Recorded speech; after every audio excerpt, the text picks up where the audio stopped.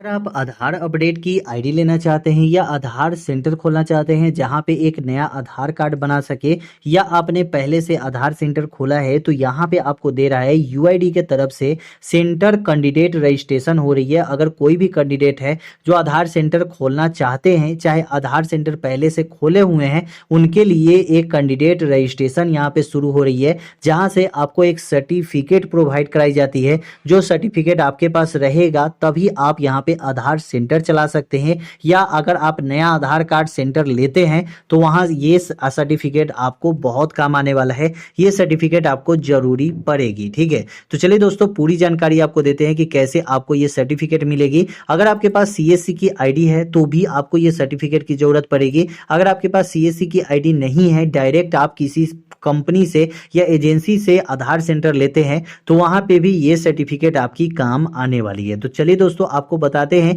कि ये सर्टिफिकेट कैसे लेना है, बिल्कुल फ्री में आपको कैसे मिलेगा। और ये सर्टिफिकेट गवर्नमेंट की तरफ से प्रोवाइड कराई गई सर्टिफिकेट है। और ये सर्टिफिकेट किन लोगों को मिलेगी, सबसे पहले जानकारी आपके पास होनी चाहिए कि किन लोगों को मिलेगी ये सर्टिफिकेट। तो ये भाई उन सभी को मिलेगी जो एक आधार सेवा केंद्र खोलना चाहते हैं या पहले से खोले हुए हैं, उनके लिए भी ये सर्टिफिकेट की जरूरत पड़ेगी। ठीक है, यहाँ पे आपको क्या करना है कि आपको सर्च वाले ऑप्शन में जाना है और यहाँ पे आपको सर्च करना है आधार स्किल इंडिया पोर्टल। ठीक है, यहाँ पे सर्च करना है आधार स्किल इंडिया पोर्टल। आपको पता है कि आधार स्किल इंडिया पोर्टल से भी अब आधार सर्टिफिकेट मिल रही है। बहुत सारे भाई को नहीं पता होगा, जिनको नहीं पता है यहाँ से आप सर्टिफिकेट अभी के अभी ले सकते हैं। कैसा सर्टिफिकेट आपको मिलेगा, तो यहाँ पे SIDH दिया जा रहा है, जिसमें आपको लिखा रहेगा स्किल इंडिया डिजिटल हब। ठीक है, एडमिन पोर्टल है, तो यहाँ पे आपको क्लिक करना होगा।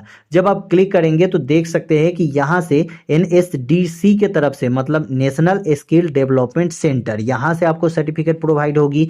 यहाँ पे आपको आधार का यहाँ पे लोगो आप देख सकते हैं। यहाँ पे मिनिस्ट्री ऑफ स्किल डेवलपमेंट, यहाँ पे स्किल इंडिया की तरफ से आपको एक सर्टिफिकेट प्रोवाइड कराई जाएगी, जहाँ पे लिखा होगा welcome to Aadhaar training and testing certificate portal. मतलब कि यहाँ पे आधार की ट्रेनिंग भी होगी, आधार की टेस्टिंग भी होगी, मतलब एग्जाम भी होगी, और यहाँ पे आपको सर्टिफिकेट भी प्रोवाइड कराई जाएगी। यहाँ पे साफ साफ दे दिया गया है कि फ्रेशर, मतलब अगर आप एक आधार सेंटर खोलना चाहते हैं तो भी आपके लिए ये सर्टिफिकेट की जरूरत है। उसके बाद यहाँ पे दिया गया है रिफ्रेशर, मतलब कि अगर आपने पहले से आधार सेंटर खोल चुके हैं तो भी आपको ये सर्टिफिकेट की जरूरत पड़ती है। ठीक है, इस सर्टिफिकेट को लेने के बाद आप यहाँ पे इनरोलमेंट कर सकते हैं, मतलब नया आधार कार्ड बना सकते हैं। अपडेट ऑपरेटर, मतलब कि यहाँ से अपडेट का भी काम आप यहाँ पे कर सकते हैं। तो ये सभी काम आप कर सकते हैं। उसके बाद यहाँ पे एक रजिस्ट्रेशन का ऑप्शन आता है, ये रजिस्ट्रेशन आपको यहाँ पे कर लेना है। अब रजिस्ट्रेशन कौन कौन से लोग कर सकते हैं, तो ये रजिस्ट्रेशन अगर आपने 12th पास आउट किया है तो ये रजिस्ट्रेशन आप कर सकते हैं। यहाँ पे दिया गया है कि अगर आपने 12th पास आउट किया है तो ये रजिस्ट्रेशन आप कर सकते हैं, या अगर आपने ITI किया है तो भी आप ये रजिस्ट्रेशन कर सकते हैं। अगर आपने डिप्लोमा किया है तो भी आप ये रजिस्ट्रेशन कर सकते हैं, या अगर आप यहाँ पे IPP Indian post payment bank या आंगनबाड़ी में आपका मतलब ID है, ठीक है, 10th पास है, तो भी आप ये सर्टिफिकेट ले सकते हैं। ठीक है, यहाँ पे 3 महीने का लेटेस्ट फोटो होना चाहिए, 3 महीने से ज़्यादा का यहाँ पे फोटो नहीं होना चाहिए। आपकी जो एज होनी चाहिए वो 18 साल से ज़्यादा होना चाहिए। आपके आधार कार्ड में, जो आपका आधार कार्ड है उससे आपका मोबाइल नंबर लिंक होना चाहिए। उसके बाद यहाँ पे आपका पहले से ब्लैक लिस्टेड नहीं होना चाहिए जो आपका आधार सेंटर है। अगर आपने पहले से आधार सेंटर लिया है तो आपका ब्लैक लिस्टेड अगर है पहले से, तो आपको ये सर्टिफिकेट नहीं मिलेगी। उसके बाद यहाँ पे जो भी डॉक्यूमेंट है वो 1 MB से कम का होना चाहिए और मिनिमम 50 KB से ज़्यादा का होना चाहिए। ठीक है,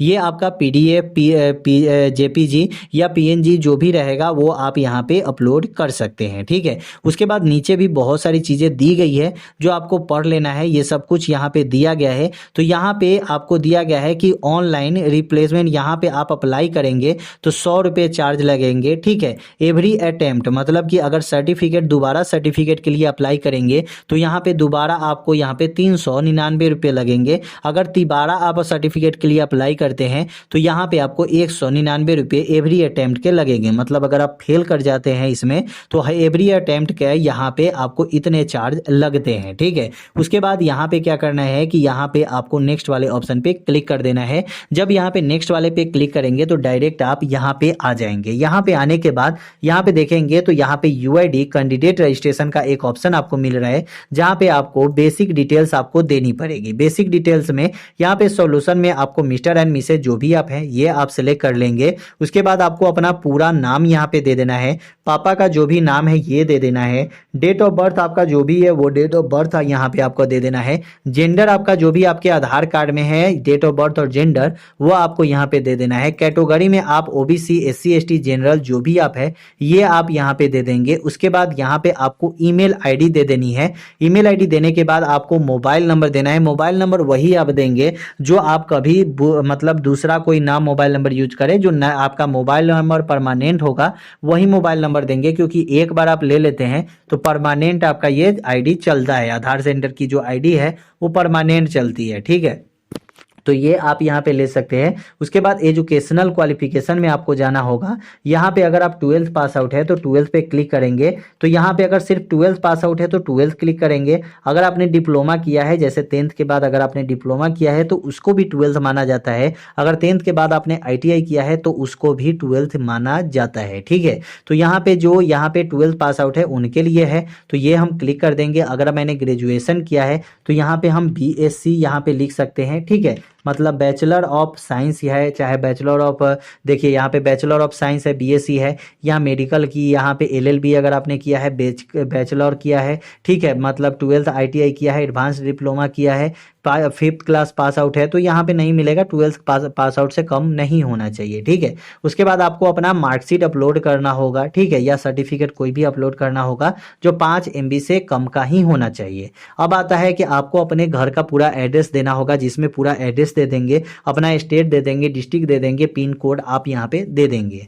उसके बाद यहाँ पे आपको KYC में आपको आधार नंबर देके वेरीफाई करना होगा। आपका जो नाम होगा ऊपर में जो नाम आप देंगे, ठीक है, उस नाम से वेरीफाई किया जाएगा कि ये आपका आधार नंबर है या नहीं। अगर आपका आधार नंबर होता है तो ही आपका ये आगे बढ़ता है, ठीक है। ये सिर्फ वेरिफिकेशन के लिए होता है।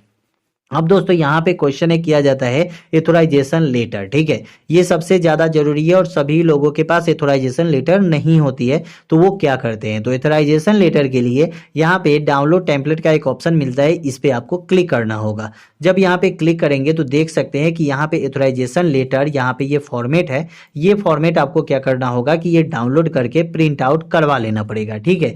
ये प्रिंट आउट करवा लेना पड़ेगा। करने के बाद यहाँ पे दोस्तों आपको डेट और मंथ और ईयर लिख देना होगा जिस दिन ये फॉर्म आप भर रहे हैं। उसके बाद यहाँ पे आपका जो भी नाम है, पापा का जो भी नाम है, आपका जो भी आधार कार्ड नंबर है वो आप यहाँ पे दे देंगे। उसके बाद आपको अपने दुकान का नाम यहाँ पे दे देना है, ठीक है, दुकान का कोड दे देना है। और यहाँ पे एक देना है जैसे कि आपका नाम, जिसके नाम से दुकान होगा उनका नाम दे देना है। RO नेम यहाँ पे पूछा जाता है जो रिप्रेजेंटेटिव होते हैं, जैसे कि अगर आपने CSC की ID लिया है तो आपके CSC के जो डिस्ट्रिक्ट मैनेजर होते हैं, जो CSC के डिस्ट्रिक्ट मैनेजर होते हैं उनका यहाँ पे नाम होता है, और उनके नाम का उन्हीं से आपको यहाँ पे मोहर मरवा के सिग्नेचर करवाना पड़ता है। चाहे आप कोई भी ID लिए हो, जैसे कि इंडियन पोस्ट पेमेंट बैंक की जो BC ID होती है वो ID अगर आपने लिया है तो वो भी आप यहाँ पे अप्लाई कर सकते हैं, ठीक है। उसके बाद यहाँ पे अपना फोटो लगा के और सिग्नेचर करके यहाँ पे आपको अपलोड करना होता है, ठीक है। तो अपलोड करने के लिए यहाँ पे 5 MB से ज़्यादा का नहीं होना चाहिए। JPG या PDF में कोई भी फाइल में आप अपलोड करना चाहते हैं तो यहाँ से अपलोड कर सकते हैं, ठीक है। यहाँ पे आई हैव एग्री पे क्लिक करके आप आई एम नॉट रोबोट पे क्लिक करके सबमिट करेंगे तो यहाँ से आप अप्लाई कर लेंगे। कुछ और आपको यहाँ पे चार्ज लगते हैं, वो चार्ज देके आप यहाँ पे अप्लाई करके एग्जाम देके टेस्टिंग एंड ट्रेनिंग सर्टिफिकेट पूरा पढ़ लेंगे, और उसके बाद आप यहाँ पे रजिस्ट्रेशन करके सर्टिफिकेट अपना ले सकते हैं पास करके। तो ये सर्टिफिकेट आपका हर एक जगह काम आने वाला सर्टिफिकेट है। अगर आपने नया आधार सेंटर खोलना चाहते हैं तो भी आपको ये सर्टिफिकेट की जरूरत पड़ेगी। अगर आप पुराना आधार सेंटर खोलना चाहते हैं, पुराना आधार सेंटर है, तो भी आपको ये सर्टिफिकेट की जरूरत पड़ती है। कैसी लगी वीडियो कमेंट में जरूर बताइएगा। वीडियो अच्छा लगा तो चैनल को सब्सक्राइब कीजिएगा। फिर मिलते हैं अगले वीडियो में।